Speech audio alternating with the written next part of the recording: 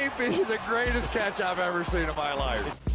Okay, let's talk about some of my favorite breakout candidates this upcoming season. And no, this is not going to be me coming out and saying, oh, you're going to have Chase Claypool breaking out and being a top 10 wide receiver. No, we are diving deep here. We are going to be going into rounds that are really closing your fantasy draft, players that you're going to be able to get after round 10 quite easily. I think the highest ranked wide receiver on this list is the wide receiver 54.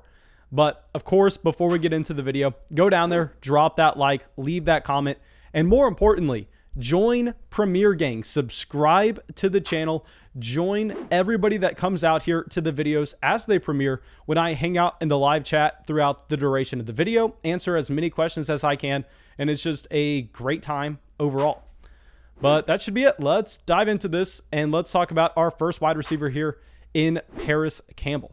Okay, so if you've been following this channel for a while, back when we were exclusively a Dynasty Fantasy Football channel, y'all remember in that rookie draft class in 2019, I was not a fan of Parris Campbell at all coming out of Ohio State. I mean, this was a player that was getting pushed up draft boards so highly where he was actually a higher draft pick in his rookie season than he currently is in year 3.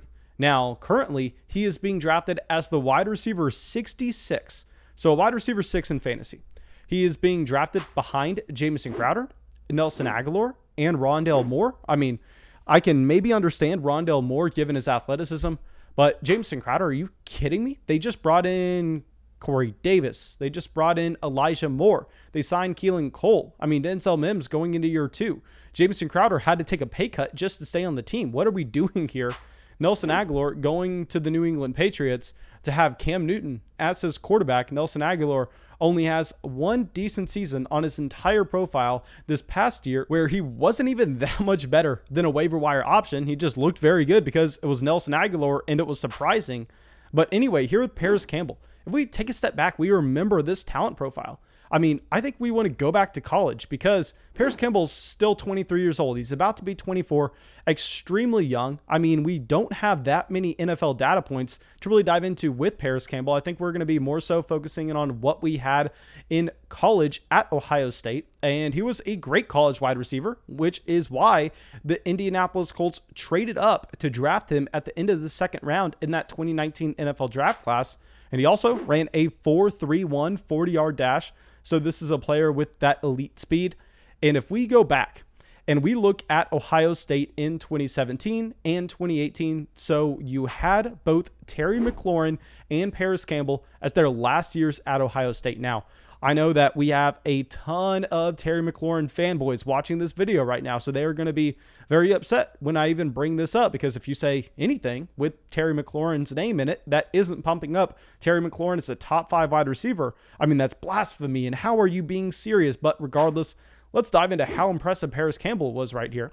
Parris Campbell in 2017 with that same roster that had Terry McLaurin on it. Keep in mind, Parris Campbell was younger at the time, had 584 receiving yards at Ohio State compared to Terry McLaurin's 436.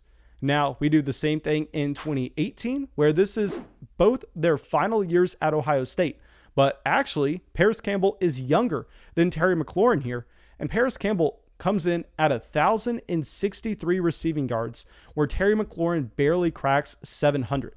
Now, this is not to say that Terry McLaurin is worse than Parris Campbell, because obviously that's not the case. There's a reason that Terry McLaurin is going in the 3rd round of fantasy drafts right now, and you have Parris Campbell down there as one of your last picks.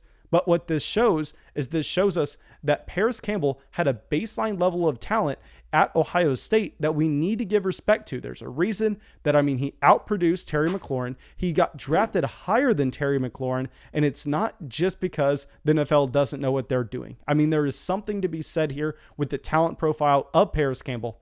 And I know we don't have much to look at in his NFL career, where in 2019, he came out as a rookie and he actually had an injury-riddled first season.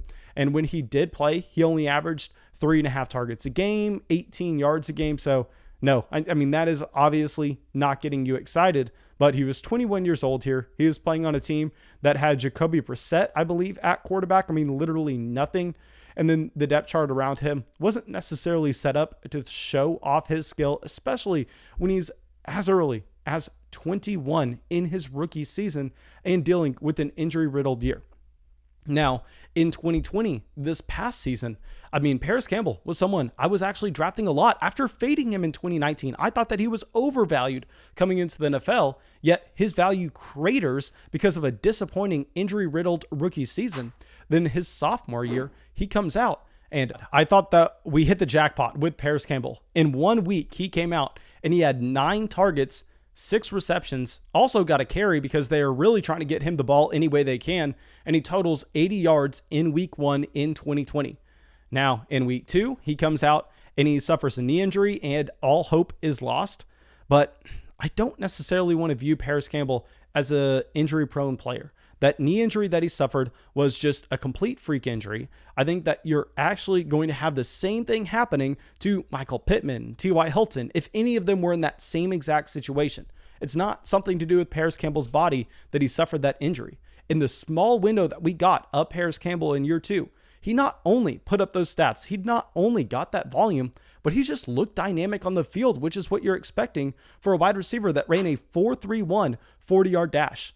So he's coming into this next season with Carson Wentz at quarterback, and I will say, I don't know what to expect from Carson Wentz. I think a lot of people are just naturally assuming that he's going to go back to what he was with Frank Reich, and I can't say that's going to be sure.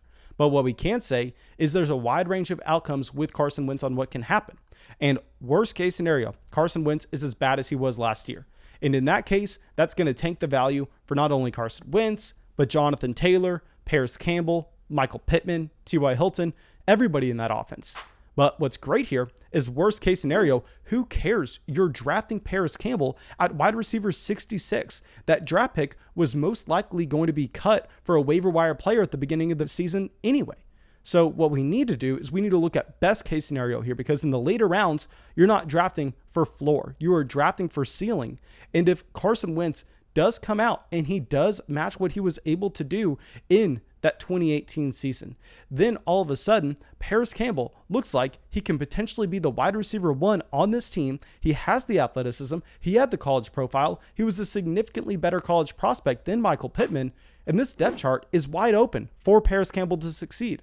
We know that they do not have a tight end that is significant on this team at all. The wide receivers on this roster are a washed T.Y. Hilton, a T.Y. Hilton that has not been good for 4 seasons. This is what we talk about all the time with T.Y. Hilton. When you have those wide receivers that win on speed and speed alone, once that speed is gone, they are going to be washed out of the NFL very quickly. So I am not expecting T.Y. Hilton to be someone that can command a significant amount of targets this upcoming season. Now with Mecole Pittman, on the other hand, I know Mecole Pittman is being drafted as the wide receiver 1 from this team. And Mecole Pittman didn't necessarily have a very disappointing rookie season, but I don't think he did anything that should indicate that we need to be more excited about Mecole Pittman now going into year 2 at the same age as Parris Campbell, when Parris Campbell was the significantly better prospect between the two. Now, let's go over to our next wide receiver, someone that I whiffed on last year as well, another player that I was drafting. And this time we don't have the injury excuse. I want to say that Parris Campbell would have been a hit if he stayed healthy, but we can't say this with Mecole Hardman. Okay, so right now, Mecole Hardman being drafted as the wide receiver 54, so being drafted as the wide receiver 5 in fantasy, currently going behind Darnell Mooney, Marvin Jones, Corey Davis in high-stakes redraft leagues. And with Mecole Hardman, this is a player that very similar to Parris Campbell, I didn't like coming into his rookie season. I was off of Mecole Hardman back in 2019. And the reason we weren't drafting him then is because this was a wide receiver coming out of Georgia that was extremely raw. We knew with Mecole Hardman that he was actually recruited to Georgia as a defensive back. He actually had to transition over to the wide receiver position in college. Then he comes out of college at 21, gets drafted in the second round because he has elite speed. He runs a 4.33 40-yard dash, so that gets him drafted by the Kansas City Chiefs when they thought they were not going to have Tyreek Hill for that upcoming season. And with Mecole Hardman, I want to focus in on the fact that he has been disappointing through the first 2 years of his NFL career. But back in 2019, what was everybody saying? Everybody was saying, hey, this is a wide receiver the Chiefs are not drafting for this upcoming season. They are drafting him for what he can be if he can develop, as this was a player that was an extremely high school prospect, then all of a sudden he posts ridiculous numbers at the NFL Combine. And they say that with this Kansas City Chiefs offense, the number one thing with Patrick Mahomes is providing that speed, because we know Mahomes can take the top off, and it's going to be very difficult for a defense to be able to defend the Kansas City Chiefs when they have elite players with speed all over the field. So Mecole Hardman was not drafted in 2019 to make an impact on this team in 2019 or 2020. We know that there's a thing with the year 3 breakout. The year 3 breakout is something that everybody used to acknowledge. Everybody used to say, hey, you can't expect these wide receivers to do anything until year 3. Then college programs got a little bit better at developing these guys. And all of a sudden, then you have the Justin Jefferson of the world. Then you have the Odell Beckham Jr., these guys that can start producing in year 1, that can start producing in year 2, in the case of a DK Metcalf or an A.J. Brown taking that elite leap. But I think Mecole Hardman is just a little bit delayed here, given the fact that all of those other players have been playing wide receiver since they were 18 years old at the very minimum, because we can assume a lot of those elite level athletes were probably quarterbacks in high school. But anyway, with Mecole Hardman, he was playing on the defensive side of the ball until he was 19 years old. So please give him just 2 years in the NFL to develop. I think this is going to be the season upcoming. And if we talk about how bad he was over the past 2 years, what I want to look at is the fact that he was just so down on this team in the overall target order, where in 2019, yes, he finished as the wide receiver 74 in points per game. He played all 16 games, and he only had 6 games where he played over 60% of the snaps. I mean, that is nothing. And if you look at targets per game for this offense, I mean, Travis Kelce, Tyreek Hill, Sammy Watkins, Demarcus Robinson, Damian Williams, they were all ahead of Mecole Hardman, as Mecole Hardman was way too raw to be able to develop routes and be able to get targeted on the field. So yeah, I mean, it was a disappointing rookie season, but we understand why. And then 2020, the same thing happened here, where he played all 16 games. He was the wide receiver 80 in points per game, so right there with what he was his rookie season. But he only played 4 games where he had over 60% of the snaps. And you actually have Travis Kelce, Tyreek Hill, Sammy Watkins, and Clyde Edwards-Helaire all out-targeting him on a per-game basis. And Demarcus Robinson is essentially neck and neck with Mecole Hardman. But what we like to see is the fact that Sammy Watkins is leaving this offense now, which is going to open up a significant amount of snaps for Mecole Hardman, in that Sammy Watkins, every week that he was healthy, he played over 70% of the snaps for this offense. And you also look at the fact that this past year, the Kansas City Chiefs ran 67% of their plays out of a 3 wide receiver set. And all of a sudden, it looks like Mecole Hardman most likely going to be the second best wide receiver on this team. So you're looking at Mecole Hardman as a guy that is going to be playing almost every single snap here. I mean, Mecole Hardman, I think you can safely project him to at least see 75 to 80% of the snaps in this offense. And if that's the case, he is a player with elite speed. He's a player that is finally developing, and he has Patrick Mahomes at quarterback. I am very, very excited with what we are going to see with Mecole Hardman this upcoming year.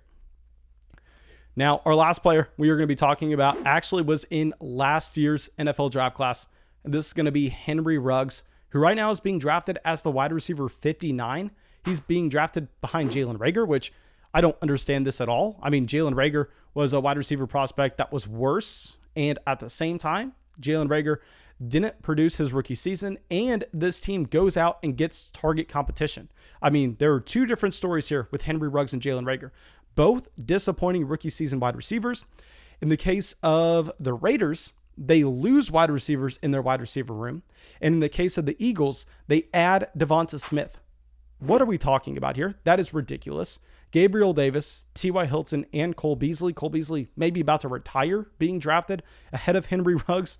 Henry Ruggs, only 22 years old, and obviously one of the fastest players, if not the fastest player ever in the NFL, ran a 4.27 40-yard dash, which doesn't necessarily make me want to jump up and down and draft him. What I prefer to do is I prefer to see how dynamic and explosive he was at Alabama. Now, during his Alabama career, Henry Ruggs had a total of 100 touches. Okay, keep with me. Henry Ruggs, 100 touches in his college career. Now, take a guess on how many touchdowns he had off of those 100 touches. Because naturally, you would assume, Okay, touchdown rate for an NFL wide receiver. Usually if you're expecting your wide receiver to get 120 receptions, maybe he's coming away with 12 touchdowns. So on average, maybe every 10 touches they're scoring. So maybe you'd expect 10 touchdowns for Henry Ruggs at Alabama. But no, 25 touchdowns on only 100 touches for Henry Ruggs. That's 25% of the time. Every 4 times Henry Ruggs touched the ball at Alabama, he scored on one of those. That is ridiculous. You cannot find that anywhere with a player that had at the minimum 100 touches, let alone at a top-end program. Now, I know he was very bad in 2020. He finished as the wide receiver 97 in points per game. If you take out the injury where he left the game early, he finished as the wide receiver 86, but still very, very, very bad. But what I want to look at is what the Raiders have told us this offseason. Now, John Gruden has came out and he said, I want to get Henry Ruggs more involved. We are going to be getting him balls. And that doesn't mean anything to me. I don't care about the coach speak. I don't care about what these head coaches are saying to pump up their star players. What I care about is team action. I care about seeing what the front office and the coaching staff does to address the problems through signing players, releasing players, and drafting players. And a lot of people thought that the Raiders were going to be considering wide receiver in this year's NFL draft. A lot of people thought that Juju Smith-Schuster, Kenny Golladay, Will Fuller would have been a wide receiver addition in this year's past free agency. That didn't happen.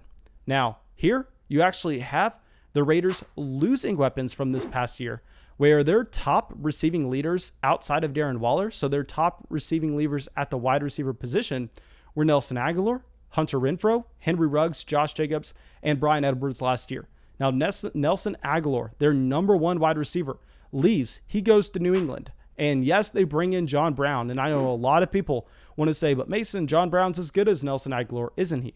No, he is not at all. You see this with the contracts each wide receiver got. Nelson Agholor got $16 million guaranteed, where John Brown got $3.2 million. Now, John Brown, also 31 years old already. I mean, John Brown was brought in just because this team had no other depth. They couldn't go into the season with only having Henry Ruggs, Hunter Renfrow, and Bryan Edwards on the roster. That wouldn't have worked. They had to bring in John Brown for depth. I understand that he has a name because he was once productive, but at this point, no, he's not someone you need to be worrying about. So Henry Ruggs is locked and loaded as the wide receiver 1 on this team. This team has showed us that they're not going out. They're not addressing the position. They believe in Henry Ruggs. So I think we should too in fantasy drafts. Now, thank you, my dudes. I really hope y'all enjoyed this video. And of course, go down there, drop a like, leave a comment, subscribe to the channel. It helps us out a ton. And I'll see y'all with the video tomorrow. I want to give a big thank you for everyone joining the flock over there on Patreon. In Castro, Brian, Mike, Jay, Samuel, Billy, Rocky, Bailey, Zachary, and Andrew.